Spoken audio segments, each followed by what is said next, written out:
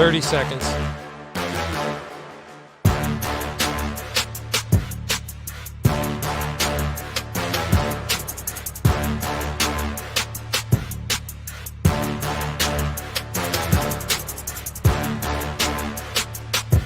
Ten seconds.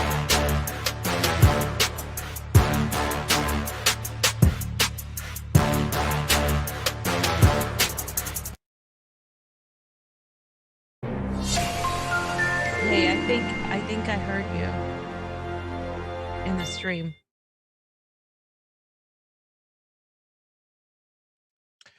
Welcome back to the Convo Couch, everyone. Pasta Jardula here. And I'm Fiorella. And Oz is spinning on the ones and twos. What we need everybody to do real quick is take a quick second, not only hit the thumbs up button, but share. They are really, really burying us today. We have like 35 people watching on YouTube. We haven't had only 35 people watching since about 2 years ago when we first started the show. But we do have Blinken and Palestine, Syrian elections, and DARPA in our title. So today they're going to be burying a lot of things. But here's what we're going to do today, ladies and gentlemen. We're going to do the first two topics, which is we're going to talk about Blinken giving money to Palestine. He's so great. And then we're going to talk about the Syrian elections.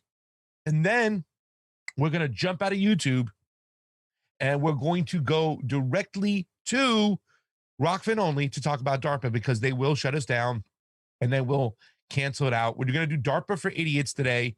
We're going to explain the basics of DARPA, but we are only going on Rokfin for the third topic.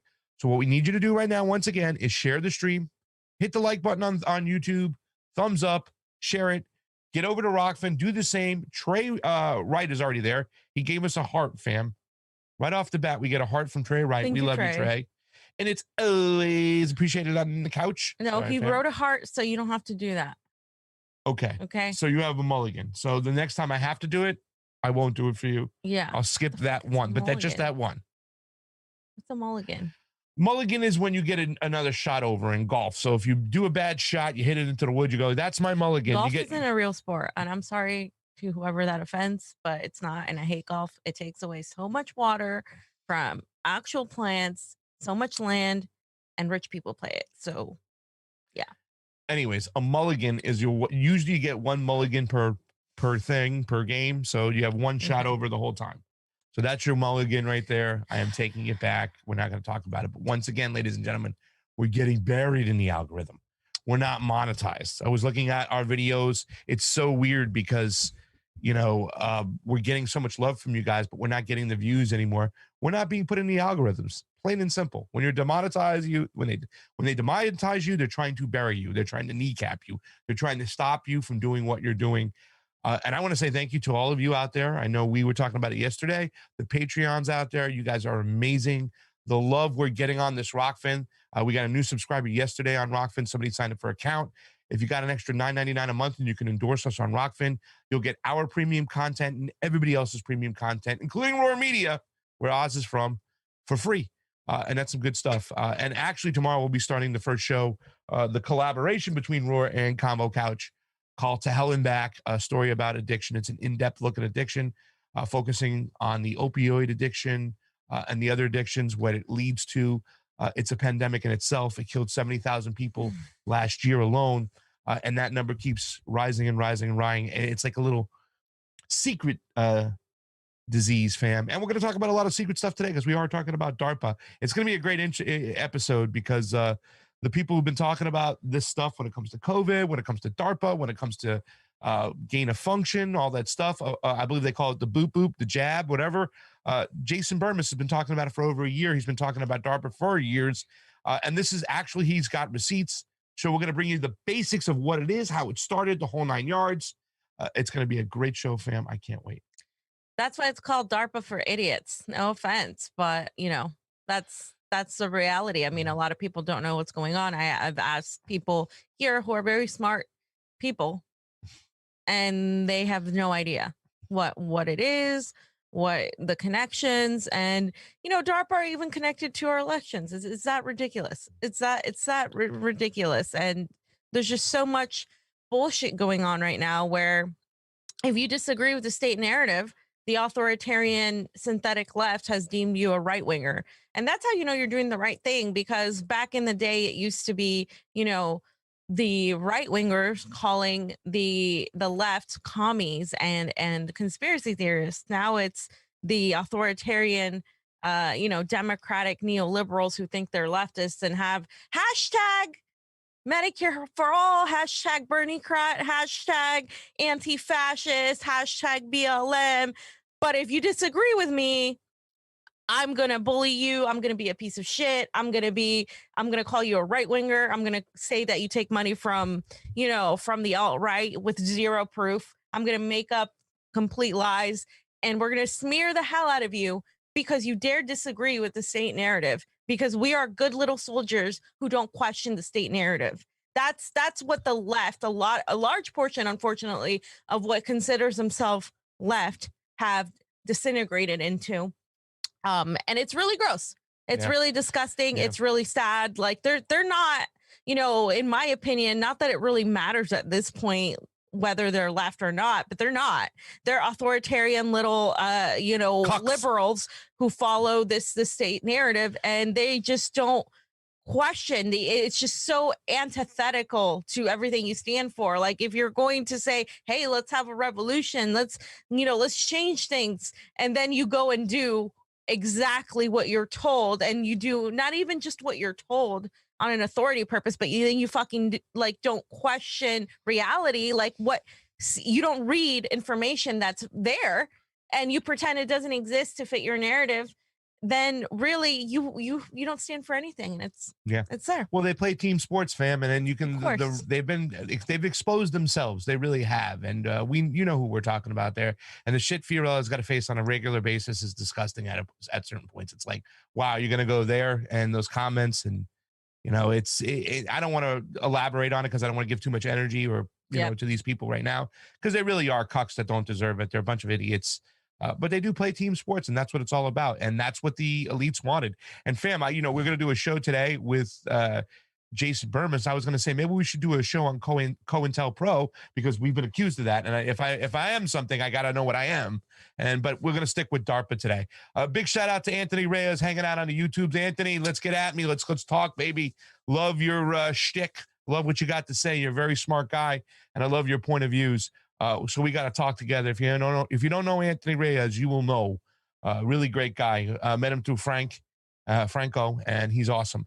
Guys, over on the Rokfin, we still need you to jump on. We're waiting a little bit of time. I'm stalling a little bit right now because I want you to sign up for that account, because we are going to go to Rokfin only for the third part of this show with Jason Burmis, because we can't go on YouTube, because they are fascist censoring bastards, and they will not let us speak of these things. If you speak about certain things, oh my God, shut him up.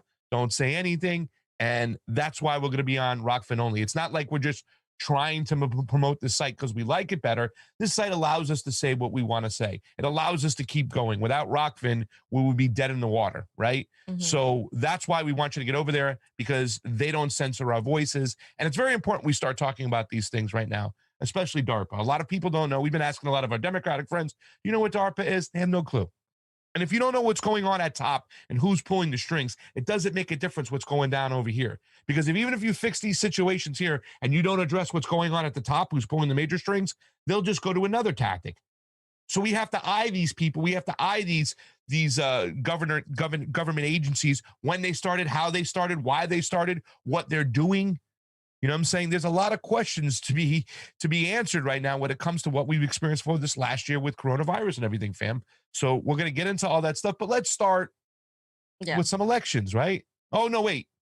Let's start with the cheese, right? No, we're going to start with Anthony Blinken. Oh, yeah. Blinken. Love this guy. Is, people damage. thought that he was going to be better than, than the Republican. And just like Trump wasn't better than Biden, he wasn't. I mean, he isn't. I mean, he's been in power too before. We know him from the Obama administration. Okay. There was that tweet that we're going to read. That was pretty funny. But Blinken is claiming that the U.S. is going to give $75 million to Palestinians because they care so much. They want to help him out, right? And I just want to pull up the article, Oz, and I'm going to read the title real quick. And that's what they're basically saying, that the United States is vowing to reopen the Jerusalem consulate. And again, they pledged to aid Gaza. Now, let's get into this article a little bit, because Blinken said he wants to rebuild tense relations with the Palestinians, right? He wants to reopen the consulate in Jerusalem and give millions, 75 to be exact, to the war-ravaged Gaza Strip.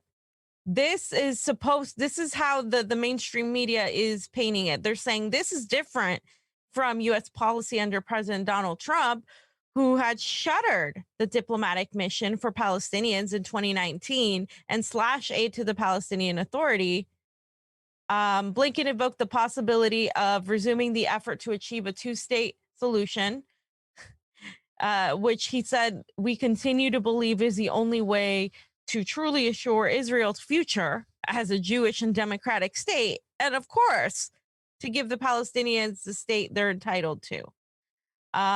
So he said the United States will be moving forward with the process of reopening our consulate in Jerusalem. This was after his meeting with Mahmoud Abbas in Ramallah. And he added that there was still no timeline for that. He also reiterated that Israel had the right to defend itself against rocket attacks by Islamic group Hamas, which he said must not benefit from the aid effort to rebuild Gaza. He also stressed Washington's commitment to rebuilding relations with Palestinians with a, quote, shared conviction that Palestinians and Israelis alike deserve equal measures of security, freedom, and opportunity and dignity. So basically a bunch of fucking bullshit, because we know for a fact that when you say that we need a two-state solution, that's impossible with the way things are, because Israel doesn't want Palestine to exist at all. They want to exterminate Palestinians. So when you have one side that doesn't want the other to exist, there's no two-state solution happening. Simultaneously, he's talking about Israel having the right to defend itself while saying he's going to help Palestinians. Obviously, he's not saying Palestinians have the right to defend themselves.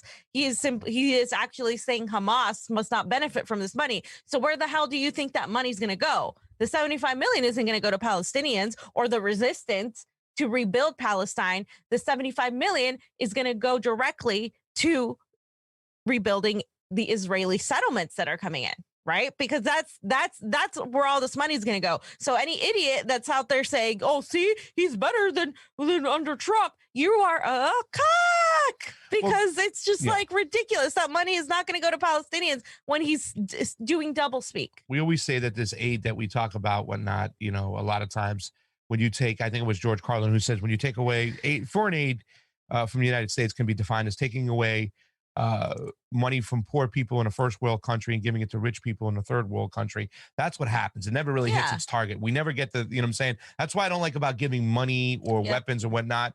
I would rather give it to church groups or somebody else that are going to actually proven to go over there and give people food, water, whatnot. And we've talked and we've stressed about getting money to the Gaza Strip and how it never gets in there anyways, especially a place like Gaza, which is an open air prison and it's secured as can be.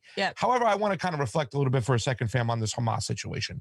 The fact that we're saying Hamas this, Hamas that, that's going to manufacture consent for Israel to always bomb, to do what they want, the United States to always support Israel when it comes to this situation. We said this before, and Ron Paul said the speech, Israel supported Hamas because they didn't want the secular socialist government of Yasser Arafat to thrive. So now they supported Hamas. They gave them this money. The other party gets wiped out. The people now voted. They elected Hamas. The people voted for Hamas. And now we want to say that they can't have Hamas support them because we don't like that group. I don't get it. They didn't allow Hamas, even in 2006, they didn't allow Hamas to come in to power, even though they won a democratic election. Yeah.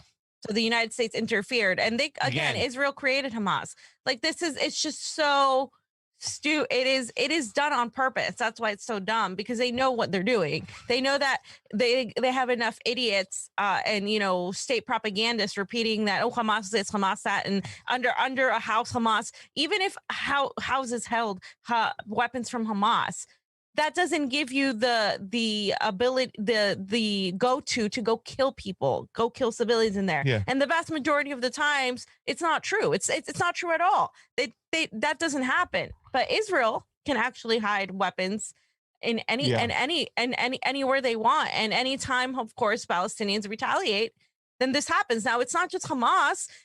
Palestine has other factions, and all of them have come together to resist what Israel is doing. And so they just use Hamas, just like Hezbollah was used in Lebanon, to actually go after these people and paint them as terrorists. Because if you haven't learned already, this is what we always do. We paint people as terrorists. Are the people who refuse to accept our imperialist boot, we name them as oppressors, as terrorists, dictators. We tie Hezbollah to Iran, giving manufacturing consent to go after Iran, whether it be sanctions or bombing, whatnot. We tie Hamas to Palestine, therefore manufacturing consent to go and bomb Palestinians. I think the question is too, as well, is does Hamas have a right to exist?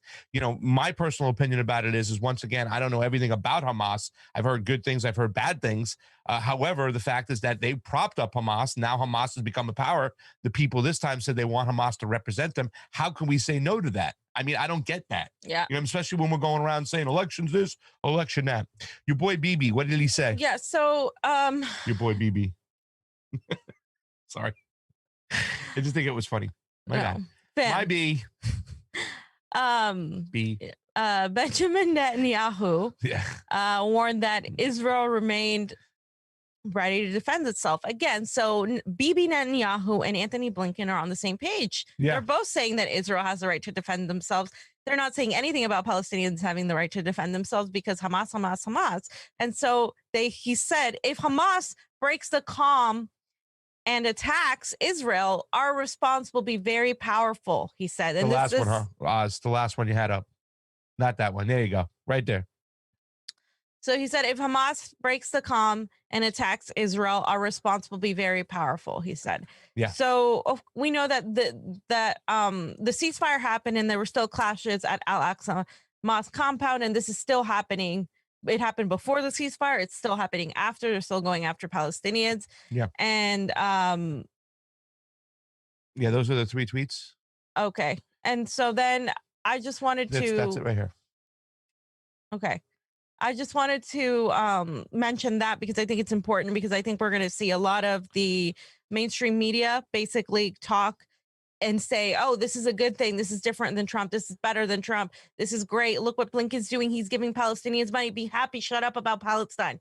Be happy with this. But you can't let them do that, because that's exactly what they're going to do. So Alex Rubinstein did a great tweet making fun of Cenk Uygur, and everybody ratio Cenk Uygur for this tweet. We're gonna read the tweet.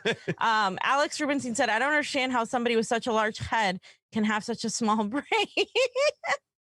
Okay, so this is what Cenk Uygur said. Okay, I'm gonna go ahead and read it, Oz. So he's got it up. This is what he said. He said, Israelis and Palestinians kill each other over which sky god they pretend to speak to, and it's politically incorrect to point out there is no human God, let alone one that favors Jews or Muslims. All this violence over the equivalent of which character they like better in the MCU.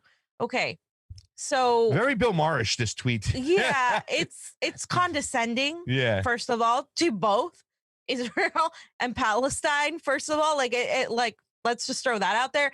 This isn't about religion. I mean, yes, it's different religions at play. And for the longest time, this is what we were told by the mainstream media. Oh, they're just fighting between Muslims and Jews, and it's about religion. They've been doing it for millions of years.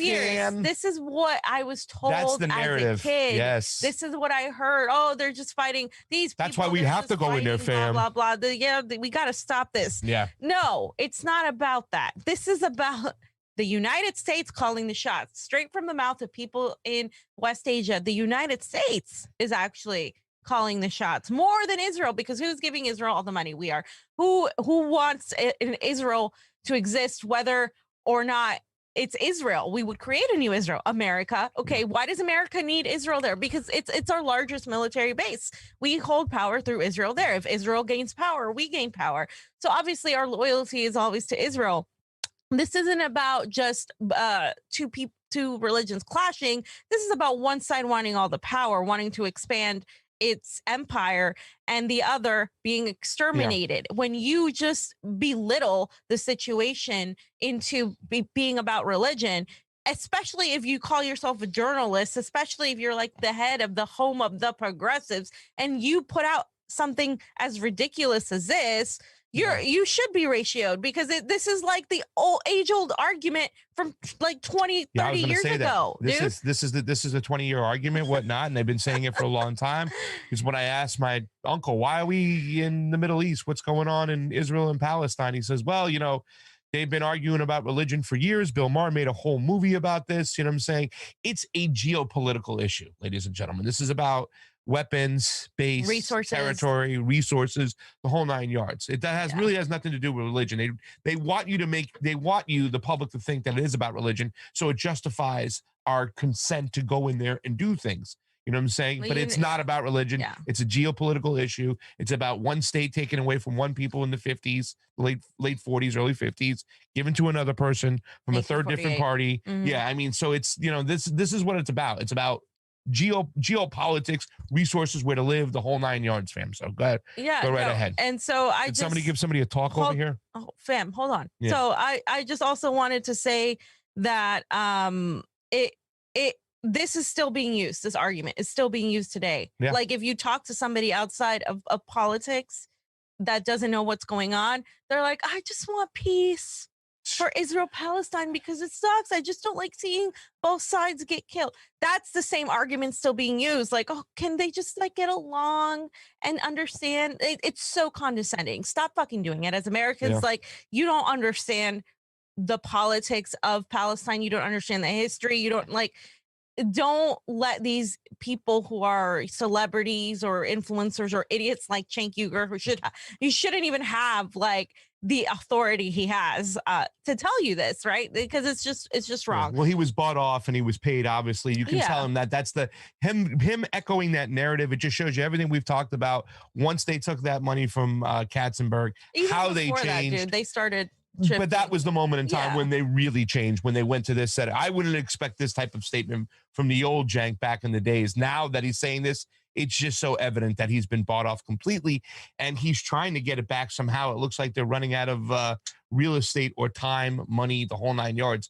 It's darker days for TYT is what I say. Well, yeah, they've been in the dark for a while now. I don't understand how anyone takes them seriously, but so here's the Hulk. Right. Mark Ruffalo, somebody that I really liked as an actor. I thought he's more progressive than the rest. And comparatively, he still is. But he said this. He said, I have reflected and wanted to apologize for posts during the recent Israel/Hamas fighting that suggested Israel is committing, quote, genocide. It's not accurate. It's inflammatory, disrespectful, and is being used to justify anti-Semitism here and abroad. Now is the time to avoid hyperbole. First of all, you're wrong. Second of all, I'm just going to read this. Who threatened you, Hulk? It's pretty gross that you're now refusing to call an actual genocide. What it is, because it hurts people's feelings. Okay, here's the thing. It is a genocide because Palestinians are in an open air prison. Like Pasta said, they don't have access to bomb shelters. They can't leave the region. They don't have a military like Israel does. It is an absolute genocide. It's beyond apartheid at this point. And Palestinians, for the 9th billionth fucking time, are Semitic people. So when you are saying, oh, it's pushing anti-Semitism, literally genociding people is anti-Semitism. So why is genociding people not considered anti-Semitism by Americans, but saying mean words or some idiot saying something that doesn't represent the vast majority of people calling out what's happening to Palestinians is the only thing that's anti-Semitic? And unfortunately, as we know, Hollywood is largely Zionist, and that's not a conspiracy theory. That is a fact. And they support Israel in great numbers, right? And so I have a feeling he got a talking to. Yeah. He got told you can't say this. It's unfortunately it's very difficult to be in entertainment and say anything negative about Israel. It just is. I mean, look at who has been in power production wise. Who some of the big honchos like Harvey Weinstein. And like a lot of these people, it's just like there's so much money in that more than anything. It's like so much money being put into this political ideology. And it's also America first, Israel first, because they're our BFF. We are complicit, if not worse than Israel when it comes to this. Well, Zionists don't only run Hollywood, they also run the United States government. You know what I'm saying? Especially when it comes to foreign policy, it seems like every foreign policy decision that's made is coming from his ideology.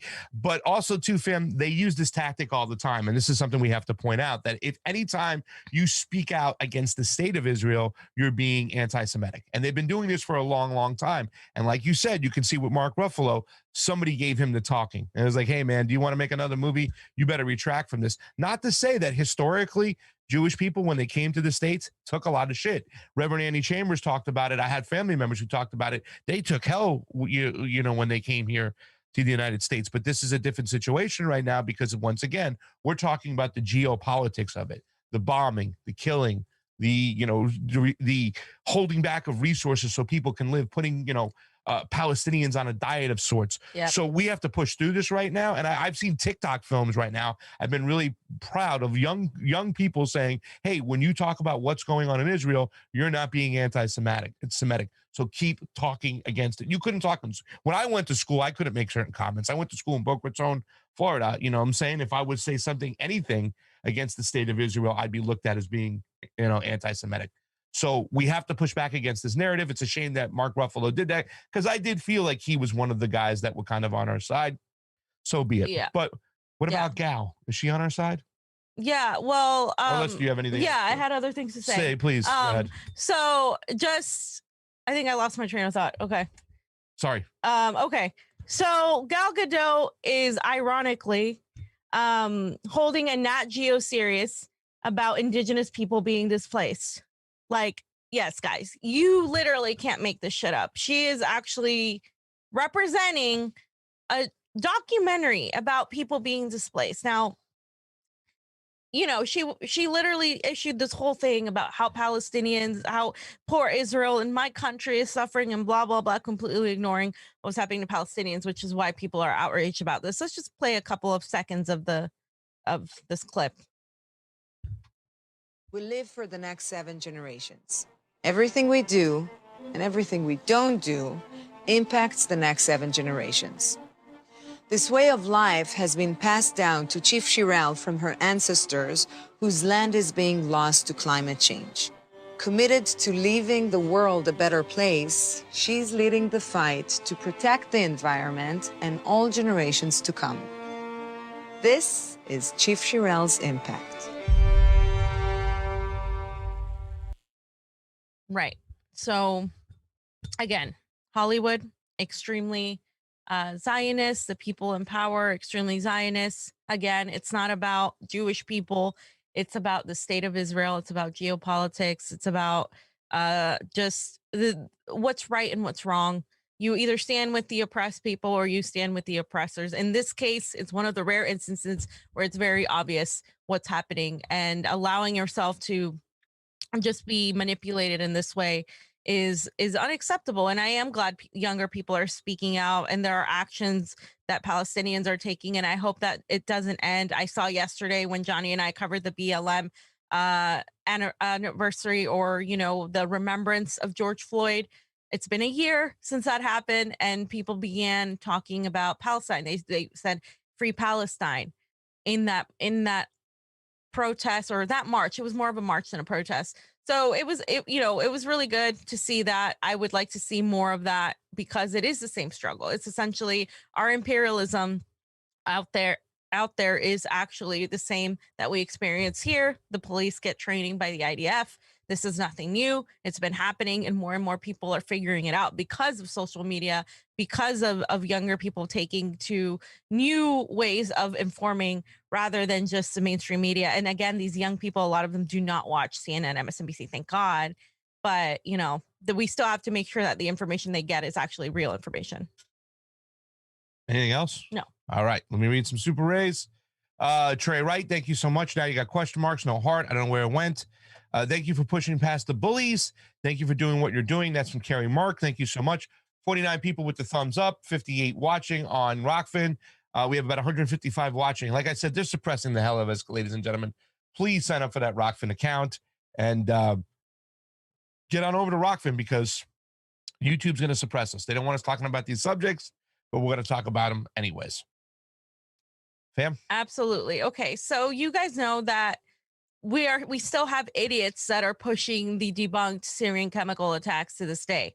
To this day, pretending that, you know, you're an Assadist or a genocide denier if you didn't believe in the little kids, the pictures of little kids that they used and weaponized to get Americans to manufacture consent for intervention in Syria, to get Americans to think that, you know, Assad is just this brutal dictator and he's the worst person in the world. And even though I'm not going to deify Assad, he is no worse than any than any leader we've had here in America, by the way, probably way less, because the way we have just thought of our previous presidents has been entirely just misinformed. We get empire education. The things we have learned have been entirely false. So of course the US was going to find a reason to denounce the presidential elections, because they knew that this was happening. And when I spoke to Marwa and Eva Bartlett, they were talking about the upcoming Syrian elections, and they're a wealth of knowledge, as well as Vanessa Beeley, all of them being on the ground in the region. Specifically, Vanessa Beeley uncovered a lot regarding the Syrian chemical attacks. I've done multiple videos on her research and what she did, which is it's amazing. So basically, the U.S. State Department has announced that Syria's presidential election is neither free nor fair. And they said that one day before voters have started to head out to the polls across the nation. Now, Anthony Blinken, of course, here he is again, in concert with foreign ministers of the UK, Italy, Germany, and France, said in a statement that Wednesday's Syrian elections were deemed fraudulent because they were being held outside of UN supervision. The United States, by the way, guys, has zero jurisdiction as to what Syria does in their elections at all. First of all. Second of all, they might want to actually focus on their elections, because our elections are shit.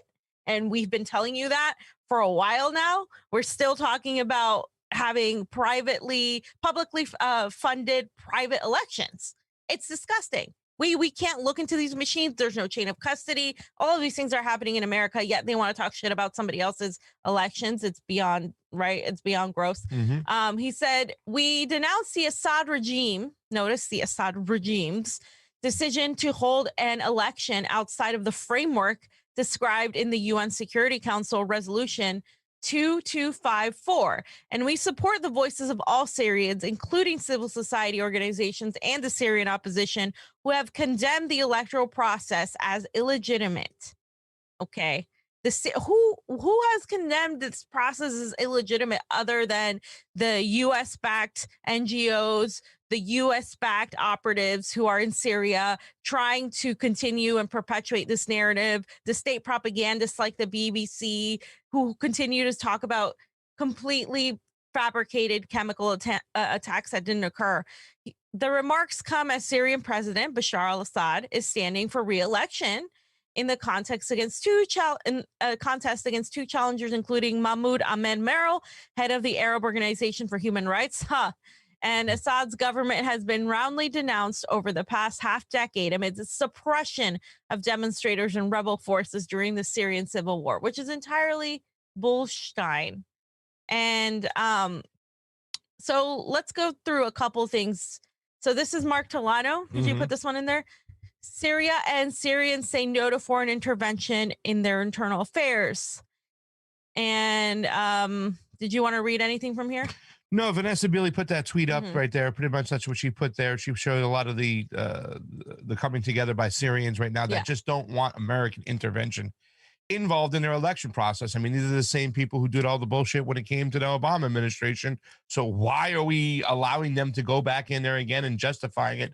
The fact that Blinken would even say anything after all the death he's caused and the destruction he's caused is just mind-blowing. Right, exactly. Mind-blowing. So. And she also put this picture, right? She also put this picture. Yes, that's the last time any Western leader saw crowds like this supporting them. You're missing the number. There you go. Thank you. Okay, and this is the elections. Like, what was this, a few hours ago, 11 hours ago at that time. Yeah. So it's like yesterday. Yep. And look at that. Look at how many people came out for elections. Imagine if that many people came out for American elections. Imagine if elections were like such a happy-go-lucky day where everybody was so excited and our elections went fluidly. Imagine if America could have elections as well done as Syria's elections. I'm going to say that because our elections, again, are bullshit. And it's crazy to think of Syrians who are having their own independence from the boot of the American empire, continue to be vilified by the perpetrators of the fake Syrian chemical attacks, by the same people who have destroyed other countries in the Middle East. It's honestly really gross. And this is funny because Anthony Blinken said the Assad regime's so-called presidential election is neither free nor fair. We've already read that part. So this guy retweets it and he says the godfather of ISIS said Syrian elections are not fair. Hashtag Bashar al-Assad. Bam. Why is it funny that this guy calls him the godfather of ISIS? Because they remember who he is. They remember what his role was. They remember that Joe Biden wouldn't get involved with Syria quick enough. Mm-hmm. You know what I'm saying? So they remember who this guy is. This guy supported ISIS. You know what I'm saying? And that's the thing. The Pentagon and the State Department and all these other CIA, they were just supporting different factions at one time. The military-industrial complex was making money hand over fist, but the people of Syria, unfortunately, they suffered the wrath of what Blinken did, Obama did, and Joe Biden did. So the fact that they're calling him the Godfather, it's pretty funny, but very accurate. It's extremely accurate. Very accurate. Right? Yeah. And it's worth understanding the context as to why so many Syrians are so happy that this election is happening, because one of the people that was there was Eva Bartlett. She said, thanks to the liberation of the Eastern Ghouta, Syrians can vote today without terrorist mortars and missiles raining down as they did in the 2014 elections. So she's going to talk about the context. We're going to give you some context as to why this is so important. And she reflected on the events leading up to the 2021 presidential elections, the Duma chemical hoax, and she included the reporting from Narwani, Vanessa Beeley, herself, and others. So I'm just going to go through some of the main points of this so people understand the context. She also said election day, they fired mortars, and about 5 minutes later, when people had gathered to help, they fired more. They increased their mortars on election day because they wanted to stop people from going to vote. So that was back then, 2014. Al-Akbar reported Syrian rebels bombarded a campaign rally in support of President Bashar al-Assad's June 3rd election bid, killing a number of citizens. Syrian state media and a monitoring group said Friday at least 20 people were killed, including children, and 30 injured. So Press TV in the 2014 election day mortars. The death toll comes from a recent mortar attack by a foreign-backed Takfin militants on election day campaign rally in southern Syria has risen to nearly 40. So this is just going back to 2014 and what was happening before, right? And in her blog and in her actual just research of what was happening at the time, and having been in the region, Eva was talking about how the Syrian chemical attacks and how they contributed to this idea that Bashar al-Assad was largely unpopular in his region when he really wasn't, right? So she just wrote this recently. Western leaders hypocritically claimed concern for Syrians and wanted to ensure they live democratically by funding and arming terrorists from around the world to slaughter them and destroy their homes, aka the moderate rebels, governmental buildings, and historic and cultural places, but continue to do everything in their power to make it difficult to impossible for Syrians to exercise their rights to vote for their president. In closing the Syrian embassies, which, by the way, they started doing around the world, especially in Germany, they began closing these embassies. The Regime Change Alliance made very clear that they do not want the Syrian people to exercise their democratic right to vote in presidential elections, past and future. They know Syrians would come out in masses to vote for their president. Again, whether you like Assad or not, Syrians are largely supported of Bashar al-Assad. So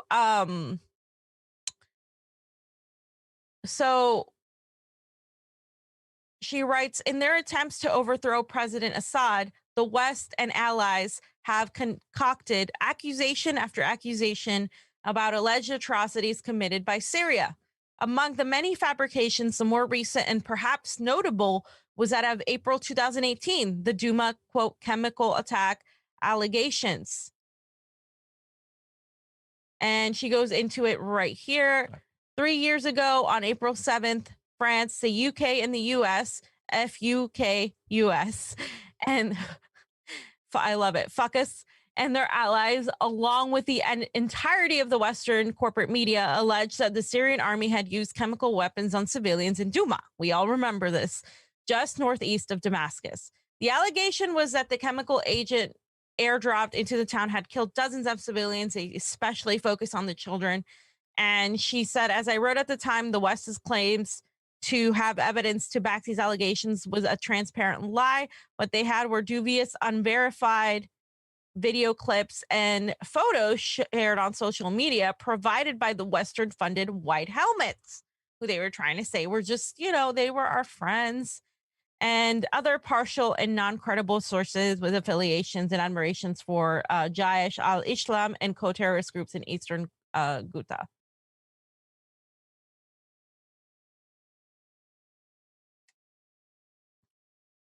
One second. Did I? No. Yeah, right here. Okay, so 1 week later, the night before the Organization for the Prohibition of Chemical Weapons, the OPCW, inspectors were due to visit Duma at the request of the Syrian government. The Fuckus launched 103 missiles in Syria, bombing within Damascus itself and putting the lives of civilians at risk. They carried out this attack without waiting for any evidence at all. So this was, of course, to manufacture consent to interfere in Syria. There was no investigation at that time by the OPCW. And they basically wanted to apply political and military pressure to the government that they were trying to interfere in, right? And one of the other things that happened was that they learned that there was no indication that any of the people brought into the medical point had been exposed to chemical attacks and were treated for normal shelling injuries, breathing difficulties due to a combination of dust, smoke, etc. And they were all sent home after the treatment. Nobody died in this hospital. This is worth pointing out because Vanessa Beeley in her reporting spoke to people in the hospitals who said, hey, there was no chemical agent here. They told us to go home. And then all of a sudden, you know, they had asked one of us to come back in, and then they threw water on us and they were filming it. So they had film crews, they had makeshift just photo ops and cameras ready to make this look like it was a Syrian chemical attack when it actually wasn't. There was a particularly notable report. RT, of course, out of all people, out of all media, interviewed an 11-year-old boy named Hassan Diab, who said he was started in this clip that went viral, right? And he was shown getting hosed down by water. And he was allegedly being treated for exposure to this chemical weapon. But he told RT, we were outside and they told all of us to go into the hospital. I was immediately taken upstairs and they started pouring water on me. The doctor started filming us here in the hospital. They were pouring water and taking videos. So that was part of the bullshit that they were trying to spew out and call it, oh, these people, especially kids, like I said, because kids generate an emotional reaction, especially on the left. So they had all the liberals believing that this was true. And then there was supposed to be the Hague press conference, and this was including a resuscitator, a paramedic who was working in emergency care, an emergency paramedic with the Syrian Red Crescent, a doctor with the emergency department that spoke at the Hague. Their testimonies, of course, were dismantled the claims about the Syrian chemical attacks in Duma. But instead of considering their testimonies, the media and the pundits said that it was untrue, and they only focused on the state propaganda narrative that we all know as the fake Syrian chemical attacks. they refused to look into the revelations of the OPCW, and they actually damned the final OPCW report, and it was just had glaring omissions that completely changed the narrative around Duma. In 2020, in October of 2020, the UN Security Council itself refused to allow Jose Bustani, who was the formal general director of the OPCW, to speak. So again, this is just like an overview of what some of the things that Vanessa Beeley and Eva Bartlett have uncovered in their research of what happened regarding the Syrian chemical attacks. Very few people have actually been in the region and have studied and talked to people in hospitals and civilians. And what you really uncover is that there was a huge actual terrorist presence that was actually hurting these civilians. These terrorist groups who the U.S. was supporting were the ones that were actually killing these people and making this look like it was something that it wasn't. And this is important in the context because this shows you how far Syria has come along and how they're why they're so happy to be independent of the United States and the West. And the last thing I want to point out is that a CNN journalist who was with the delegation Beeley was with, right? She and the CNN journalists went there together, completely changed the narrative. She said, just prior to Duma alleged attacks, I visited terrorist bomb factories with CNN's Frederick Pleitgen in Ghouta. We saw evidence of armed groups using chemical weapons when Pleitgen reported Duma. He said nothing, blocked me on Twitter when challenged. So even though the CNN journalist saw what she saw, he decided to actually completely ignore that. Why? Because they're not allowed to be journalists. They're given a report and said, you can talk about this and only this. And that's why we need independent media, right? And so I want to go over some of the videos of Assad voting, because you could show pictures of Assad voting. And here is Marwa. Marwa posted this tweet of Assad and his wife went in to actually vote. And you can see them in that tweet there. And I think the next one is more of this, the video of him voting. So let's go ahead and play that.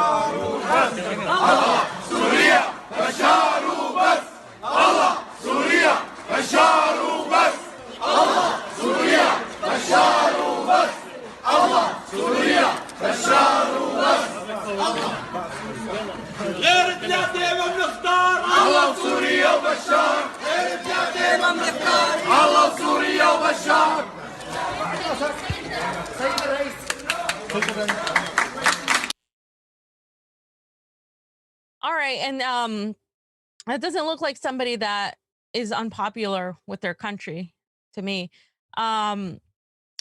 And this person also posted the Syrian presidential election has officially started, and you can see crowds of people going there.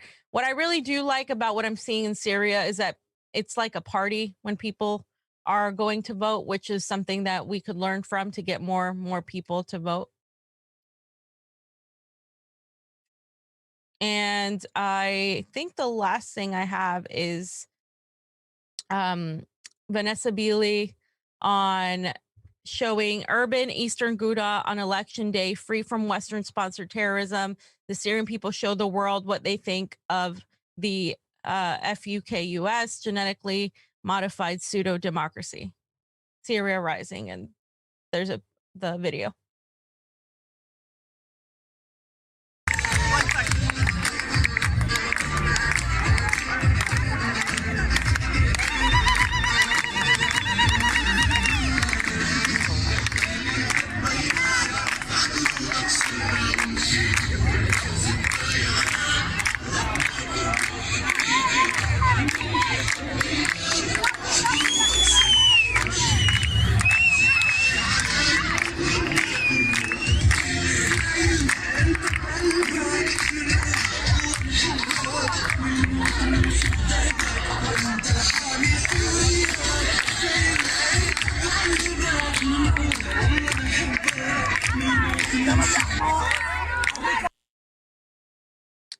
So just guys, to wrap it up, I'm just thankful that Syria is able to hold their elections without the U.S. interfering this time. I don't for a second think the danger is gone.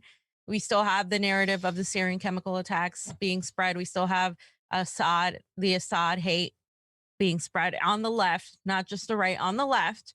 And this is why we have to continue listening to real journalists who aren't the state, propaganda narrative managers. And it's important. I think Aaron Matei is in Syria right now, which is really awesome. I like seeing people go there. I like seeing people actually on the ground. And I think it's important that we know really what we push the truth of what actually happened and how that is directly affecting what's happening now.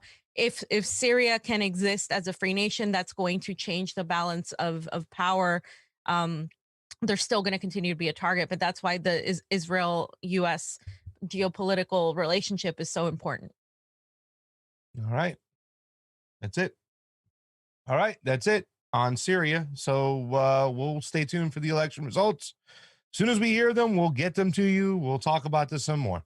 So we have about 69 people over on Rokfin, which is awesome. 68 thumbs up. So that's great. That's on par. We have a couple chats that came in. So let's take a look at those. All right. Carrie Mark, we saw yours. Skank Thrillums. Wow, what a fucking name. Still can't understand why they think we'll fall for this shit. How dumb and insane would you have to be to attack your own people as soon as the U.S. was leaving? I know, and not for nothing, that was the third time they were attacked, right? Supposedly Bashar al-Assad did it 3 times. Each time it was debunked, not just this last time. Yeah. Each time it was debunked. Yeah. As much as I like to think that they're idiots, it's more like people are idiots eating this shit up. Yeah, because it just fits their narrative. It's a plug-in to what they want to think. They want to support Team Blue. They want to justify our imperialist actions. So therefore they go along with the demonizing of a person like Assad. You know what I'm saying? Whether Assad is good, bad, or any other way, we should allow these people to exist on their own, to make their own decisions. War after war, false flag after false flag. George Carlin was right. Amen. He was right. Thank you, Skank Thrillums. That's awesome. I love your name, by the way. That's a great name. So, and also it's so obnoxious seeing that on the progressive Bernie left, seeing the whole, oh, you support the genocide of Syrians, you support the genocide of this. It's like the State Department goes and wags like a little treat and says, look, there's a genocide here, there's a genocide there, stand up against the genocide. And they're like, yeah, we're going to stand up against the genocide, without even understanding that not everything that the State Department calls a genocide is real. Like, you have to understand what's behind it, the NGOs, the ties to what the geopolitical effort to want to make certain relationships happen, to want to make certain perspectives happen. And so it's just crazy how people continue to fall for these obvious manipulations by the West. Okay, so the next guy in, right? The guest for today, he's been pretty kind of awesome. He's been amazing, actually. And it's not just the fact that we built a relationship. We're friends. I call him up. I do an imitation of him every single time. I got nicknames for the dude, but just following his work this year. Obviously, I bumped into this gentleman when he joined the Rokfin platform. I said, who is this guy? Looked at his stuff and just saw this whole nother avenue of stuff I never even looked at. And the amazing thing about it is this guy, he brought his receipts.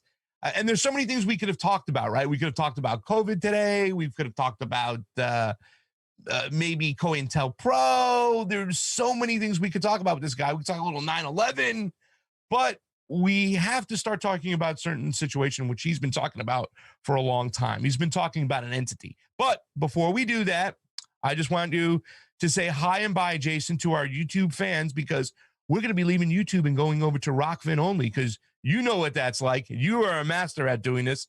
So, Jason, please say goodbye, hi, and then goodbye to these YouTube peeps. Is the microphone on? Oz?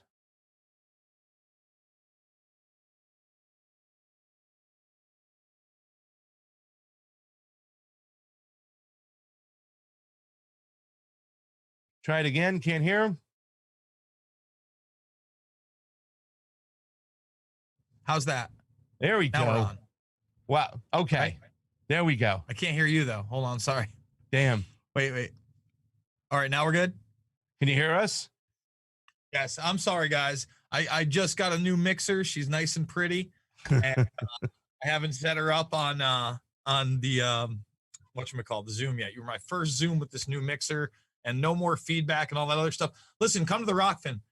We got it on Android. We got it on iOS, and there's really no excuses anymore. I put out pretty much all my content other than throwbacks for free, uncensored. Get over there. What are you waiting for? Because we can't talk about so many things on this platform. It's disturbing.